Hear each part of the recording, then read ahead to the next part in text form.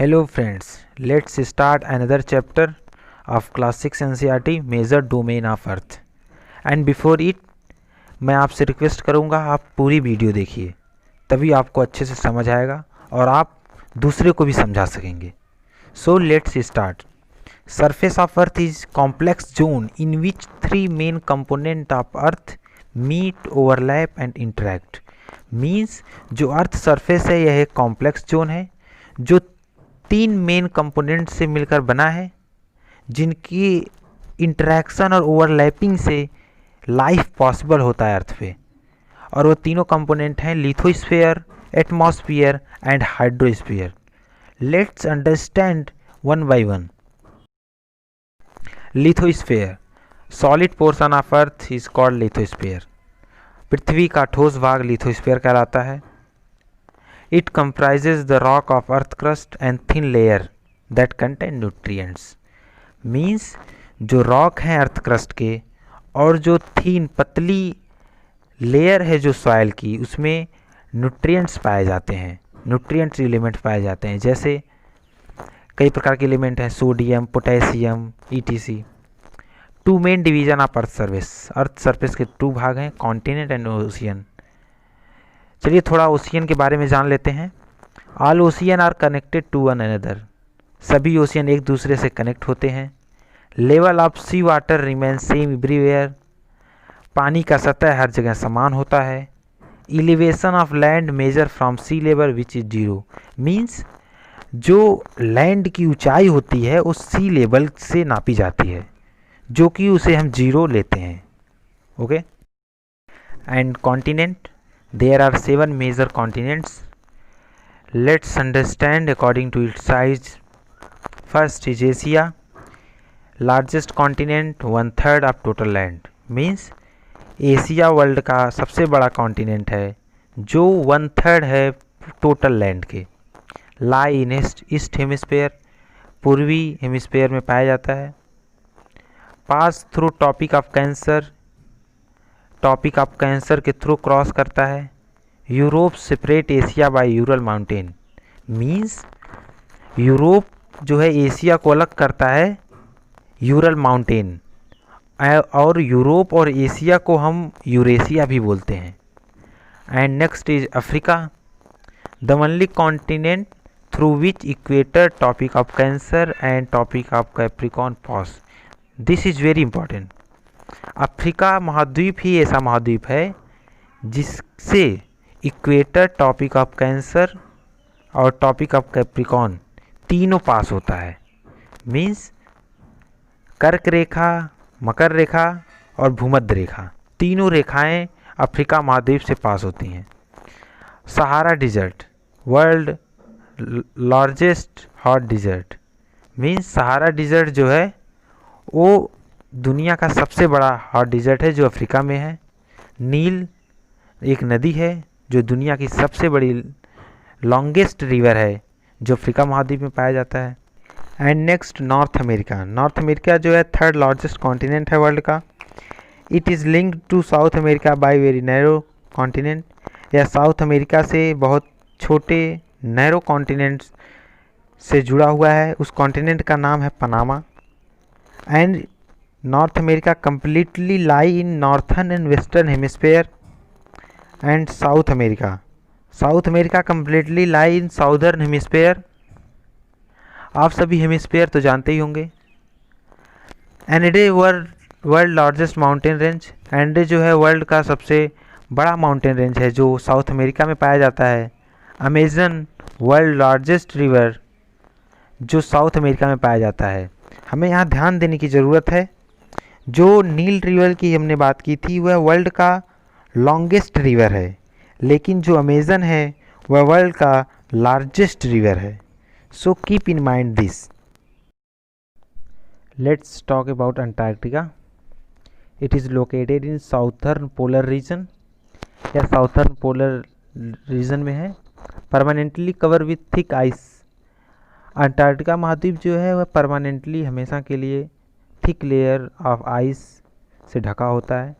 No human settlement, मानव का वहाँ निवास अभी नहीं है. मेनी कंट्री है रिसर्च स्टेशन, बहुत सारी देशों के वहाँ रिसर्च स्टेशन है। इंडिया के भी 2 रिसर्च स्टेशन है, मैत्री एंड दक्षिण गंगोत्री, ये 2 नामक स्टेशन इंडिया के भी अंटार्कटिका में हैं। एंड नेक्स्ट यूरोप महाद्वीप। यूरोप महाद्वीप एशिया के वेस्ट में है और वह आर्कटिक सर्कल के थ्रू पास करता है, यूरोप महाद्वीप। एंड नेक्स्ट ऑस्ट्रेलिया महाद्वीप। ऑस्ट्रेलिया महाद्वीप जो है स्मॉलेस्ट सबसे छोटा कॉन्टिनेंट है और surrounded by all side by ocean and sea, इसीलिए ऑस्ट्रेलिया महाद्वीप को आइसलैंड कॉन्टिनेंट भी कहा जाता है। Let's talk about another component of environment, atmosphere. The earth surrounded by gas called atmosphere, means पृथ्वी के चारों तरफ एक गैस का लेयर है जिसे हम एटमॉस्फेयर कहते हैं। It provide us with the air we breathe and protect us from the harmful effect of sun ray, means यह हमें सांस लेने के लिए हवा देता है और प्रोटेक्ट करता है सन के, सूर्य के हार्मफुल किरणों से। It extend up to height of about 1600 kilometer, इसका फैलाव 1600 किलोमीटर के लगभग है। Atmosphere divide into 5 layer based on composition, temperature and other properties, means atmosphere 5 भागों में 5 लेयर में बांटा गया है, उसके तापमान, उसके कंपोजिशन और कुछ और प्रॉपर्टियों के आधार पर। 5 लेयर कुछ इस प्रकार हैं: troposphere, stratosphere, mesosphere, thermosphere, exosphere. और एक्सोस्फेयर में एक और लेयर होता है आयनोस्फेयर। इन सभी के बारे में हम डिटेल में अगली क्लास में पढ़ेंगे। एटमॉस्फेयर मेनली कंपोज्ड, इस एटमॉस्फेयर मेनली किन चीज़ों से मिलकर बनता है हम फिगर में देख सकते हैं। एटमॉस्फेयर में मैक्सिमम अमाउंट में नाइट्रोजन और ऑक्सीजन होते हैं। नाइट्रोजन 78% और ऑक्सीजन 20.9% होता है।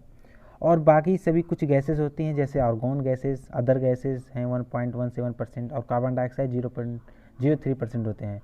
कार्बन डाइऑक्साइड हमें हेल्पफुल करता है प्लांट के लिए और हीट रेडिएशन को एब्जॉर्ब करता है कार्बन डाइऑक्साइड, और ऑक्सीजन हमें ब्रीथ लेने में मदद करता है।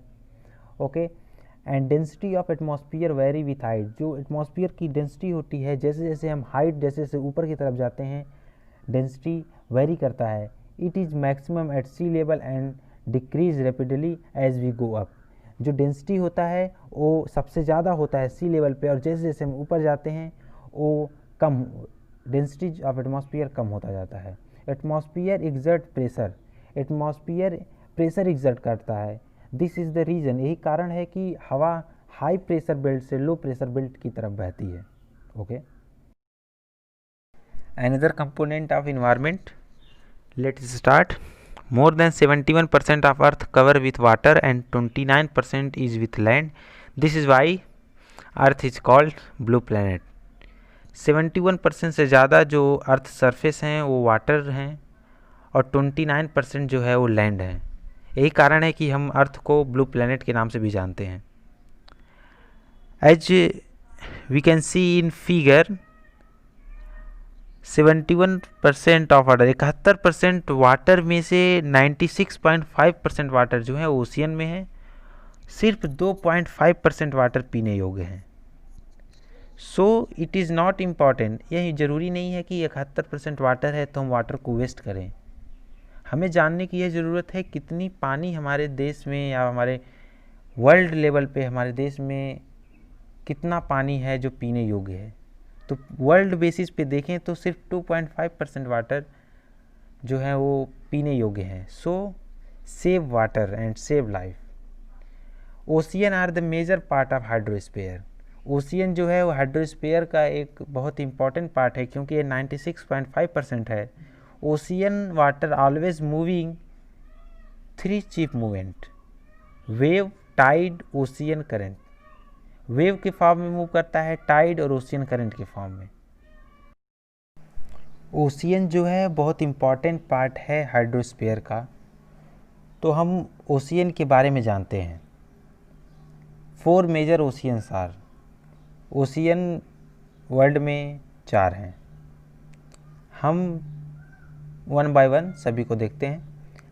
First is Pacific ocean. Pacific ocean जो है वो लार्जेस्ट ओशियन है वर्ल्ड का। स्प्रेड 1/3 ऑफ अर्थ, पृथ्वी के 1/3 पार्ट पे ये फैला हुआ है। मरियाना ट्रेंच जो है डीपेस्ट पार्ट है, पैसिफिक ओशियन में है। पूरे वर्ल्ड का डीपेस्ट पार्ट है मरियाना ट्रेंच जो पैसिफिक ओशियन में पाया जाता है। And next Atlantic ocean. Atlantic ocean जो है वो एस शेप में बना हुआ है, आप फिगर में देख सकते हैं। फिगर छोटा है उसके लिए सॉरी, लेकिन ये कुछ एस शेप में बना हुआ है Atlantic ocean. It is flanked by the north and south America on western side and Europe and Africa on eastern side. Means north और साउथ अमेरिका जो है वेस्टर्न साइड में है अटलांटिक ओशियन के, और यूरोप और अफ्रीका ईस्टर्न साइड में है अटलांटिक ओशियन के। From point of view of commerce means trade, व्यापार के नज़रिए से जो अटलांटिक ओशियन है वो बिजिएस्ट ओशियन है। Indian ocean, only ocean named after country, means Indian ocean ही ऐसा ओशियन है जो किसी देश के नाम पर है। Shape is almost triangular, Indian ocean का शेप ऑलमोस्ट ट्रायंगुलर है। इंडियन ओशियन के नॉर्थ में एशिया महाद्वीप है, और वेस्ट में अफ्रीका, और ईस्ट में ऑस्ट्रेलिया महाद्वीप है।